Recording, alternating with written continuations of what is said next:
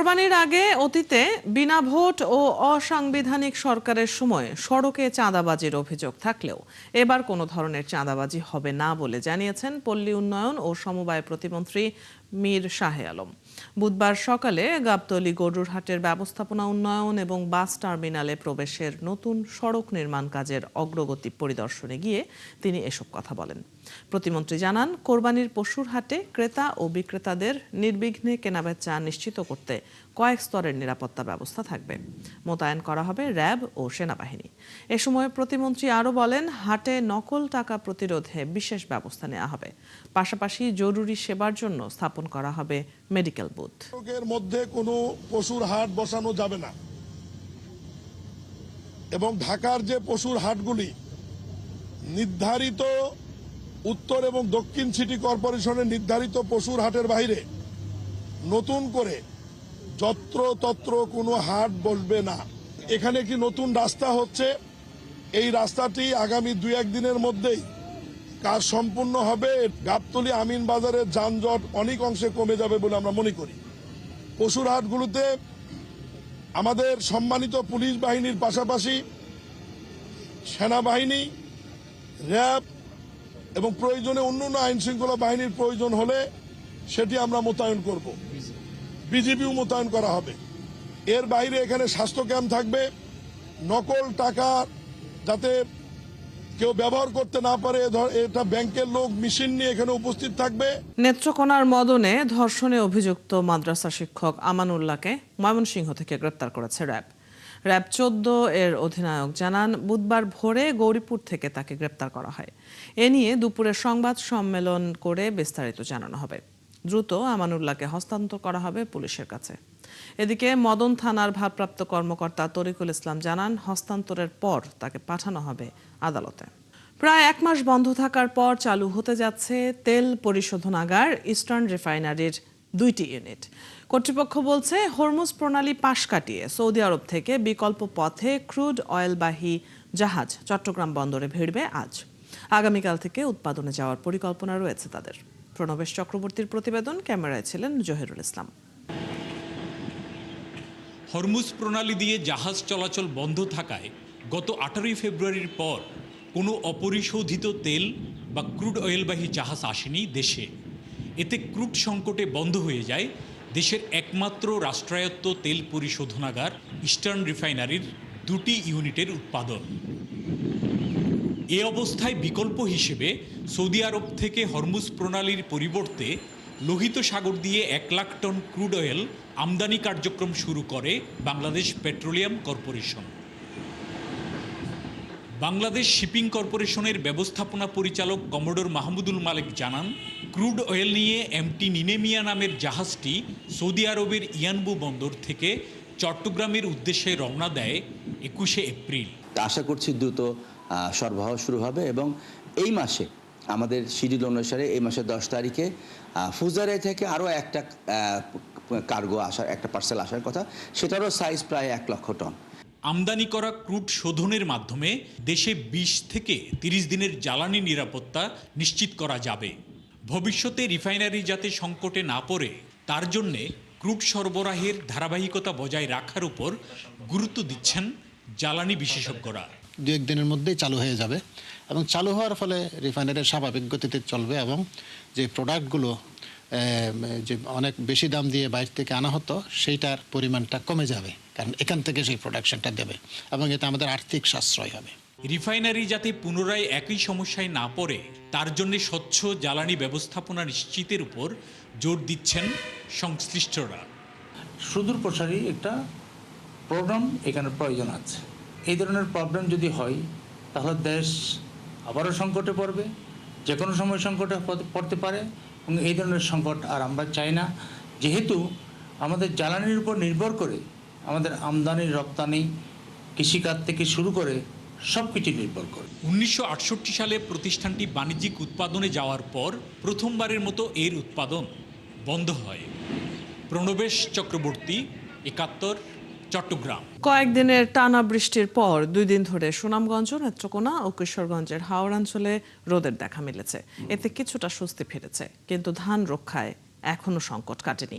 দুদিন ধরে হাওড়াঞ্চলে রৌদ্রোজ্জ্বল আবহাওয়া, পানিও কমতে শুরু করেছে, ফলে কৃষকের মনে আশার আলো দেখা দিয়েছে। তারা স্বস্তিতে ধান শুকানো শুরু করেছেন। কেউ কেউ পানির মধ্যে থাকা অবশিষ্ট ধান কাটার চেষ্টা করছেন। তবে জলাবদ্ধতা থাকায় ধান কাটা ও মাড়াইয়ে ভোগান্তি হচ্ছে কৃষকদের। এরকম আবহাওয়া থাকলে সপ্তাহখানেকের মধ্যে হাওরের ধান কাটা শেষ হবে আশা করা যাচ্ছে। এদিকে প্রকৃত ক্ষয়ক্ষতি নিরূপণ ও ক্ষতিগ্রস্তদের তালিকা করছে প্রশাসন। হাওড় অঞ্চলের আবহাওয়া ও ধান কাটা এবং শুকানোর সার্বিক পরিস্থিতির খবর জানবো। কিশোরগঞ্জ থেকে যুক্ত হচ্ছেন সহকর্মী সালেক হোসেন রনি। রনি, আজকে হাওরের আবহাওয়া কেমন? এখন কি কৃষকরা ধান কাটতে এবং শুকাতে পারছেন কিনা? আর ক্ষয়ক্ষতি নিরূপণের প্রশাসন যে কার্যক্রম চালাচ্ছে, কেমন তৎপরতা দেখছেন? অদিতি, কিশোরগঞ্জে হাওরের বুকে কিন্তু রোদের দেখা মিলেছে। গত 24 ঘন্টা থেকে শুরু করে এখন পর্যন্ত বৃষ্টি হয়নি। তো এতে কিন্তু স্বস্তি মিলেছে কৃষকদের মনে। এবং আমি যদি আপনাকে বলি যে এই মুহূর্তে কিশোরগঞ্জের যে হাওরে ধান যেটুকু ডুবে রয়েছে সেটুকু কিন্তু তুলতে পারলে ক্ষতি পুষে উঠতো, কিন্তু তাতেও আশঙ্কা রয়েছে এই ধানগুলো কতটুকু তুলতে পারবে। তারা বলছে যে আগামী 7 দিন যদি সময় পাওয়া যায় তাহলে কিন্তু তারা ধান তোলার কাজে তারা খুব ভালোভাবে কাজ করতে পারবে। এবং এখানকার যে ক্ষতি নিরূপণের যে বিষয়টি রয়েছে, কৃষি বিভাগ তারা একটি রিপোর্ট দিয়েছে গতকালকে এবং আজকে এই পর্যন্ত 259 কোটি টাকার ক্ষতি হয়েছে এই মুহূর্তে কিশোরগঞ্জের হাওরে, এবং 50 হেক্টর জমি ইতিমধ্যে তলিয়ে গিয়েছে, ক্ষতিতে নিমজ্জিত আছে এই জমিগুলো। এবং আপনাকে জানিয়ে রাখি যে কিশোরগঞ্জে ইতিমধ্যেই গতকালকে সরকারের পক্ষ থেকে বলা হয়েছে যে এখানে কৃষকদেরকে 3টি ক্যাটাগরিতে সহায়তা দেওয়া হবে, এবং তারা কিন্তু প্রকৃত কৃষক যারা ক্ষতিগ্রস্ত হয়েছে তাদেরকে কার্ডের আওতায় আনার জন্য এবং ক্ষতিগ্রস্ত কৃষকদের পাশে দাঁড়ানোর জন্য সরকার সঠিকভাবে কিন্তু কাজ করে যাচ্ছে বলে জানিয়েছেন আমাদেরকে। এবং সেই সাথে এখানকার যে আবহাওয়া রয়েছে, আগামী 24 ঘন্টার মধ্যে বৃষ্টি। রনি, আপনার কাছ থেকে আমরা কিশোরগঞ্জের হাওর অঞ্চলের আবহাওয়া এবং ধানের সবশেষ আপডেট জেনে নিচ্ছিলাম। যুক্তরাষ্ট্রে হত্যাকাণ্ডের শিকার বাংলাদেশি শিক্ষার্থী জামিল আহমেদ লিমন ও নাহিদা সুলতানা বৃষ্টিকে মরণোত্তর ডক্টরেট ডিগ্রি দিচ্ছে ইউনিভার্সিটি অফ সাউথ ফ্লোরিডা। আগামী 9 মে বিশ্ববিদ্যালয়ের বসন্তকালীন সমাবর্তনে এই ডিগ্রি দেয়া হবে। মঙ্গলবার বিশ্ববিদ্যালয় কর্তৃপক্ষ আনুষ্ঠানিকভাবে মিয়ামির বাংলাদেশ কনসুলেটকে চিঠি দিয়ে এই তথ্য জানিয়েছে। কনসুলেটের একজন প্রতিনিধিকে উপস্থিত থেকে নিহত 2 পরিবারের পক্ষে সম্মাননা গ্রহণ করার জন্য অনুরোধ করেছে বিশ্ববিদ্যালয় কর্তৃপক্ষ। এদিকে আগামীকাল বৃষ্টির মরদেহ ঢাকায় পাঠানো হবে। দুবাই হয়ে মরদেহ ঢাকায় পৌঁছাবে 9 মে সকালে। এর আগে সোমবার লিমনের মরদেহ দেশে এসে পৌঁছায়। ফরিদপুরে মবে নিহত ট্রাক চালক হান্নান শেখের শিশুকন্যা মুসলিমার পাশে দাঁড়িয়েছেন প্রধানমন্ত্রী। বৃহস্পতিবার দুপুরে প্রধানমন্ত্রীর পক্ষে ওই শিশুর বাড়ি বোয়ালমারী উপজেলার সাতৈর গ্রামে যান উপজেলা নির্বাহী কর্মকর্তা। সমবেদনা জানিয়ে প্রধানমন্ত্রীর সহায়তা তুলে দেন পরিবারের হাতে। এদিকে মুসলিমার পরিবারের সদস্যরা বলছেন, মব করে গণপিটুনিতে হত্যা মামলা দায়ের করায় বিপাকে পড়েছেন তারা। মনিরুল ইসলাম টিটুর তথ্য ও ছবিতে প্রতিবেদন। জন্মের কিছুদিনের মাঝে মায়ের ছেড়ে যাওয়া এবং 2 বছর পার না হতেই মবের গণপিটুনিতে বাবার মৃত্যু এতিম করে দেয় শিশু মুসলিমাকে। 71 টেলিভিশনে বয়োবৃদ্ধ দাদা দাদির আশ্রয়ে থাকা মুসলিমার অসহায়ত্ব তুলে ধরা হয়। পরে প্রধানমন্ত্রীর কার্যালয়ের নির্দেশে বোয়ালমারীর ইউএনও যান ওই শিশুর বাড়ি। প্রধানমন্ত্রীর পক্ষে নগদ অর্থ ও খাদ্য সামগ্রী তুলে দিয়ে ইউএনও জানান, সরকার শিশু ও তার পরিবারকে সর্বোচ্চ সহায়তা করবে। মিডিয়ায় এসেছে যে ওর মাও নেই এবং বাবাও না থাকার কারণে এই নিউজটি আমাদের মাননীয় প্রধানমন্ত্রীর দৃষ্টিগোচর হয়।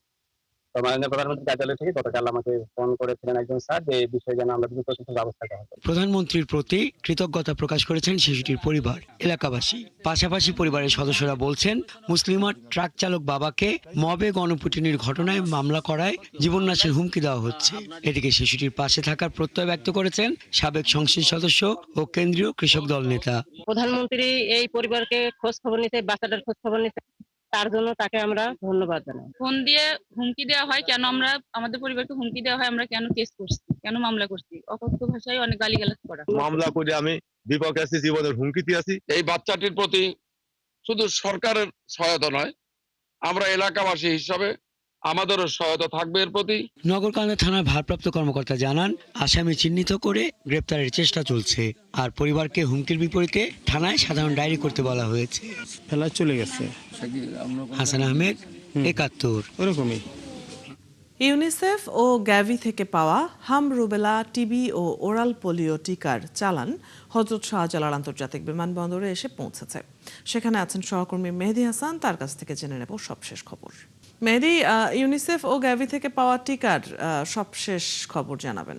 অদিতি, আমরা যতদূর জানতে পেরেছি স্বাস্থ্য মন্ত্রণালয়ের মাধ্যমে যে গ্যাভি এবং ইউনিসেফ থেকে পাওয়া বেশ কিছু টিকা, অনেকগুলোই টিকা এসেছে এবং এটা গেল 2-3 দিন থেকে এসেছে। আজকেও একটি চালান এসেছে কাতার এয়ারওয়েজের মাধ্যমে এবং আমরা যতদূর জানতে পেরেছি যে এই টিকাটির চুক্তি কিন্তু বেশ কয়েক মাস আগে থেকেই চলছে। এই টিকাটা ক্যাম্পেইনও ব্যবহার হবে এবং রুটিন টিকাও হিসেবে ব্যবহার করা হবে। তো এই মুহূর্তে যে রোগগুলোকে সামনে রেখে সবচেয়ে বেশি চিন্তিত স্বাস্থ্য বিভাগ, হাম, রুবেলা এবং পোলিও একটা সংখ্যা আছে তাদের মধ্যে। কারণ আপনি জানেন যে গেল 2 বছর প্রধান যে টিকাগুলো আছে সেই টিকাগুলো কিন্তু শিশুদের দেয়া হয়নি। এই কারণেই কিন্তু স্বাস্থ্য বিভাগ বেশ উদ্বিগ্ন যে এই রোগ, যে হাম এবং রুবেলা এবং যে পোলিও যে একটা সংখ্যা দেখা দিয়েছে, এই রোগগুলোর নিয়ন্ত্রণে একমাত্র উপায় হচ্ছে এই টিকা। সেই জন্যই স্বাস্থ্য বিভাগ 2-3 মাস থেকে এই চেষ্টা করে আসছে। তো আজকে তার একটা চালান এসেছে এবং আমরা যতদূর জানতে পেরেছি এই চালানটা এই মে মাসের 10 তারিখ পর্যন্ত চলমান থাকবে এবং সেখানে কিন্তু আমরা যতদূর জানতে পেরেছি যে হাম, টিবি, পোলিও সহ আরও বেশ কয়েকটি রোগের টিকা কিন্তু আসবে। তবে হয়তো আর কিছুক্ষণের মধ্যে স্বাস্থ্যমন্ত্রী ব্রিফ করবে, সাংবাদিকদের সাথে কথা বলবে। আমরা হয়তো আরও বিস্তারিত জানতে পারবো যে কি কি রোগের কি পরিমাণ টিকা এসেছে। অদিতি। মেহেদী, আপনি আছেন সেখানে এবং যেমনটি আপনি বলছিলেন যে এ বিষয়ে তথ্য নিশ্চয়ই আমরা পরবর্তী সংবাদগুলোতেও জানতে পারবো। দর্শক, সহকর্মী মেহেদী হাসান যুক্ত ছিলেন এতক্ষণ। হাজার বছরের ঐতিহ্যে গড়ে ওঠা অসাম্প্রদায়িক বাংলাদেশের শিল্প ও সংস্কৃতি স্বাধীনতার 5 দশক পরে কেমন আছে সেই সাংস্কৃতিক ভিত্তি? আছে সরকারি বিভিন্ন প্রতিষ্ঠান কিংবা নানা নামের সংগঠনও। বিভিন্ন দেশের সংস্কৃতির মিলন যেমন আছে, তেমনি অপসংস্কৃতির ধারায় কোথায় যাচ্ছে বাংলার শিল্প ও সংস্কৃতি? এ নিয়ে কি বলছেন এই অঙ্গনের মানুষ? সুমনা সুমির ধারাবাহিক প্রতিবেদনের 2য় পর্ব, ছবি তুলেছেন আহসান হাবিব টিটো। বিগত কয়েক বছরে গণমাধ্যমে একের পর এক সংবাদ, বাউলদের উপর হামলা, শিল্পকলায় দুর্নীতির অভিযোগ, অসুস্থ শিল্পীর জন্য চ্যারিটি আয়োজন, ছায়ানট উদ্দিচি কিংবা প্রথম আলো কার্যালয়ে হামলা, আগুন, পাঠ্য বই থেকে বাদ পড়ার বিতর্কে জীবনানন্দ দাশ, সরকারি গণমাধ্যমে নিষিদ্ধ শিল্পী আর জাতীয় বাজেটে সংস্কৃতির জন্য 1% বরাদ্দের দাবি। দাম দিয়ে কিনেছি বাংলা। তুমি এই দুটো লাইন ব্যাখ্যা করো, কয়েক হাজার পৃষ্ঠা তুমি লিখতে পারবে। আমরা কি এদেরকে নিয়ে ভেবেছি?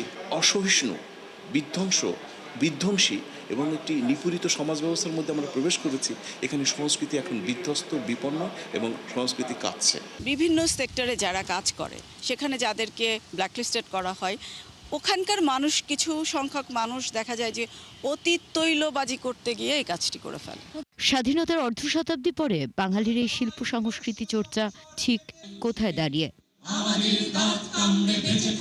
এই দেশের সংস্কৃতিকে নিয়ে যে দলীয়করণের একটা সংস্কৃতি তৈরি করা হয়েছিল, সেখান থেকে যেন আমরা মুক্তি পাই।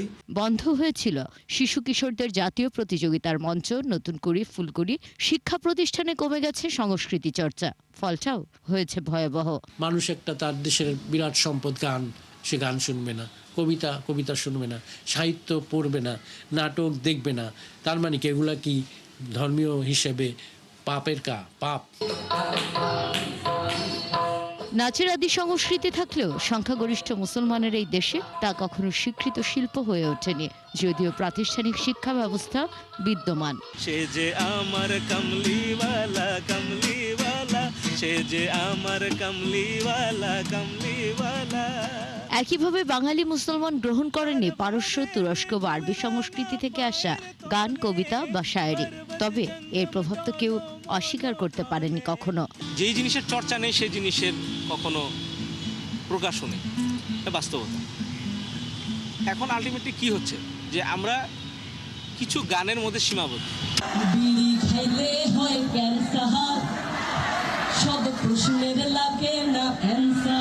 অন্য দেশের সংস্কৃতি ভাব অনুকরণ আর ভিউ বাণিজ্যে খুঁড়িয়ে চলছে সাংস্কৃতিক সংগঠন। প্রমিত বাংলার চর্চাকে কলকাতার ট্যাগ, কবিতা আবৃত্তির চর্চা বাড়লেও পেশাদারিত্ব বহুদূর। মূল্যবোধের সংকটে হারিয়ে যাচ্ছে পাড়া মহল্লা ভিত্তিক সাংস্কৃতিক অনুষ্ঠান। এই গণতান্ত্রিক সরকারের কাছে আমাদের শিল্প সাহিত্যের জায়গাটাকে আরো প্রশস্ত করা এবং আরো পাঠক বান্ধব করা। অনেকগুলো দল আছে এমন যারা কাজ করছে না, একেবারেই কার্যক্রম বন্ধ হয়ে গেছে। তারপরে তাদের কিছু ফিনান্সিয়াল সমস্যা রয়েছে, যার জন্য তারা এখন সেই আগের মতো করে যে মাসে অন্তত 2টো করে বা 2 মাসে অন্তত 1টা করে অন্তত আমরা কাজ করব, একটা মঞ্চায়ন করব, সেই জিনিসটা আসলে সুযোগ হচ্ছে না। একটি জাতির ঘুরে দাঁড়ানোর ইতিহাস রচনা হয় শিক্ষকদের হাত ধরে। দ্বিজাতি তত্ত্বের ক্ষত, স্বাধীন দেশে বুদ্ধিজীবীর শূন্যতা, উন্নয়ন পরিকল্পনা নিয়েও গবেষণা যেন শূন্যের কোঠায়। একটা দেশ তো কেবলমাত্র অর্থনৈতিকভাবে উন্নত হলে হবে না, আমাদের মতো একটা দেশের একটা সাংস্কৃতিক যে ঋদ্ধতা আছে সেটাকেও আমাদেরকে কাজে লাগাতে হবে এবং এটা একটা আরেকটার সাথে পরিপূরকভাবেই কিন্তু এটা করা যায়। এটা হচ্ছে বহুমাত্রিক সমাজ। আমরা বৈচিত্র্যের মাঝে ঐক্য আনতে চাই। নানা বৈচিত্র্যকে আমরা এক জায়গায় এনে আমরা একটা ঐক্যবদ্ধ সমাজ চাই। অথচ 1972 সাল থেকে 18টি অধিদপ্তরের নিয়ন্ত্রণাধীন বেশ কয়েকটি প্রতিষ্ঠান নিয়ে দেশে রয়েছে একটি স্বতন্ত্র সংস্কৃতি মন্ত্রণালয়। তবু জাতীয় বাজেটে অবহেলিত এই খাতে পরিচালন ব্যয় উন্নয়ন ব্যয়ের চেয়ে বেশি। সুমনা সুমি, 71, ঢাকা। দর্শক, রাজধানীতে একটি অনুষ্ঠানে এই মুহূর্তে কথা বলছেন বিএনপির মহাসচিব এবং স্থানীয় সরকার মন্ত্রী মির্জা ফখরুল ইসলাম আলমগীর। আমরা সরাসরি শুনে নেব তার বক্তব্য। আমি ধন্যবাদ দিতে চাই এসটিআরকে যে তারা আজকে এই সংলাপটার আয়োজন করে তারা আমাদের দেশের ইনভেস্টমেন্ট, আমাদের সিকিউরিটি একটা আলাদা কোশ্চেন আছে, যে আমাদের বে অফ বেঙ্গল যে আছে সেটাকে নিরাপদ রাখা, আমাদের বন্ধুদের সঙ্গে আমাদের সম্পর্ককে স্থিতিশীল রাখা, আমাদের প্রতিবেশীদের সঙ্গে সম্পর্ককে স্থিতিশীল রাখা, এই বিষয়গুলো অবশ্যই আমাদেরকে সমাধান করতে হবে। আরেকটি বড় সমস্যা যেটা আমাদের মধ্যে আছে, সেটা এখনও আলাপ হয়নি, হয়তো সম্ভবত আলোচনা হবে, রোহিঙ্গা ইস্যু। এটা আমাদের জন্য একটা বড় সমস্যা। এই সমস্যাটা আমরা সমাধান করতে চাই এবং আমি এসকে ধন্যবাদ দিতে চাই যে তারা তাদের অর্গানাইজেশনের তরফ থেকে এই সংলাপটা শুরু করিয়েছে। আমি আশা করব যে এই সংলাপের জের ধরে সামনে আরও আলোচনা হবে, আরও ডিসকাশনস হবে এবং সঠিকভাবে আমরা এগিয়ে যেতে সক্ষম হব। আপনাদের সকলকে ধন্যবাদ। স্থানীয় সরকার মন্ত্রী মির্জা ফখরুল ইসলাম আলমগীরের বক্তব্য আমরা সরাসরি শুনছিলাম এতক্ষণ। চলছে সংবাদ সংযোগ। সরাসরি সংবাদ অনুষ্ঠান দেখতে চোখ রাখুন 71-এর ফেসবুক পেজে এবং সাবস্ক্রাইব করুন 71-এর ইউটিউব চ্যানেল। থাকুন 71-এর সাথে।